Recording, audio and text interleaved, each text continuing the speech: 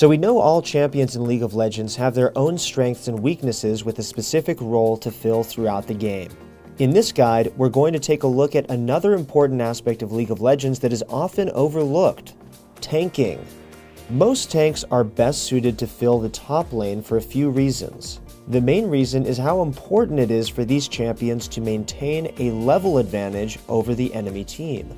Because tanks tend to have higher health along with defensive abilities, they are usually limited to a melee attack range to keep them balanced. This forces them to be in the front of fights to cast abilities, placing them at higher risk of being hit. Gaining solo experience in the top lane with little interference from other players offers these melee champions the best chance of maintaining a higher level advantage than the rest of the players in the game. A tank that has fallen behind in levels will have a much harder time initiating teamfights and tanking legendary monsters. When it comes to taking objectives as a tank, positioning is key. Dragon will continuously attack the nearest enemy when aggroed. As a tank, your increased regeneration and defensive stats make you the best suited to soak damage for your teammates. Remember to aim the dragons away from your teammates so they don't take additional splash damage from its cone area of effect damage. Also, if you are baiting an enemy at an objective, remember to position yourself close enough to quickly engage enemies who come to contest you. If you decide to turn on the enemy, make sure your team is close enough to follow up your engage. If you are on red side and are in threat of being contested, signal your teammates with an "on my way" ping that you want to pull dragon out of the pit. This gives your teammates space to catch an enemy jungler who tries to jump in over the wall for a steal. When sieging enemy turrets, your allied mages will be focusing on putting out poke damage onto enemies while your AD carry aims for the enemy turret.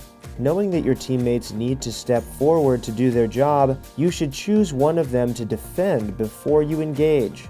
Ideally, you don't want anybody to take poke damage on your team, but this is not always possible.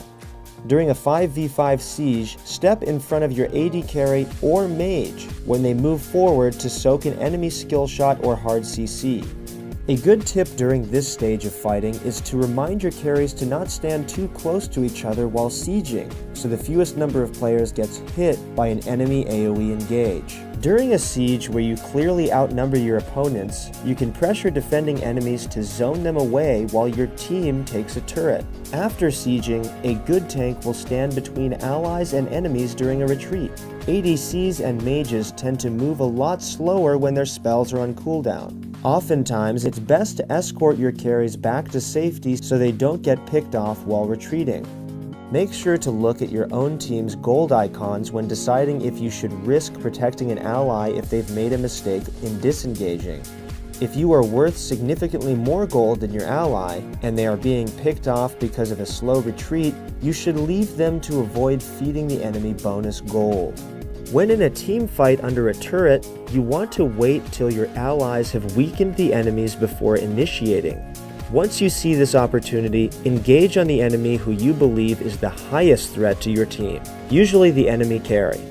You want to be sure the enemy turret notices you auto-attack the enemy first to draw the turret aggro. This will trigger the turret to attack you, and its damage will be mitigated by your defensive abilities and armor. This buys your carries time to maximize their damage. During very close, long-lasting games where even simply farming becomes very dangerous, make sure to escort a support when they move out to drop a ward, or protect your ally ADC if they want to farm the jungle to reach a full build. This should help keep teammates safe before they group and begin a team push or a split push. These are all tips that you should notice and include in your playstyles as tank to help your team benefit the most from your picks.